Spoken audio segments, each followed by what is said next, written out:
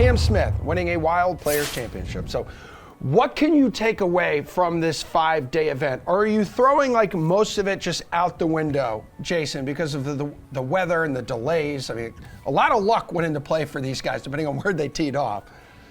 Yeah, no doubt. So I think what you take from it are maybe the good things. You look at Cameron Smith and say, this is a guy who can beat some really good competition. This is a guy who down the stretch can play some really gutsy golf and win a big-time event. So I take that from it, and things of that ilk. Keegan Bradley played really well. Victor Hovland might be the best player in the game if he doesn't have to chip at all, but when he has to chip, that short game is going to fail him down the stretch. What I don't take from it is things like Colin Morikawa and Xander Schauffele, Brooks Koepka, each of whom is teeing it up this week in the Valspar. They all missed the cut. They were all on the wrong side of the draw. It doesn't matter. It doesn't matter for this week. Doesn't matter for next year at the Players. Doesn't matter down the road at all. Yeah, no one hates Victor Hovland more than Daniel Berger today. That is for sure.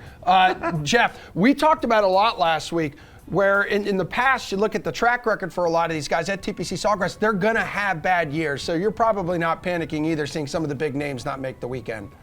No, exactly. I mean, it's a high variance event to begin with, and then you throw in whatever was happening, the blizzard down in Florida that happened this week, and it just creates like a weird environment. I mean, agree with Jason 100%. You have to give credit to the players who played well, and I think for the rest of this Florida swing too, like you can just add it. I mean, to players' history here. Another good result in Florida. I mean, certain players just play well on these types of courses because they're all very similar. A lot of water, a lot of pressure on approach and tee to green games. So Cam Smith, he has become sort of like the de facto like new Webb Simpson, just in terms of how good he is with his irons, just how clutch a putter he is. And it's something that you should be giving him full credit for, because we've already seen it this year earlier, when he won the Tournament of Champions, obviously. But this player is going to be competing on these types of courses, man, for the next 5-10 years or whatever, because he's just so good in that facet of his game that when he's even in moderate form, with his long irons and stuff, I mean,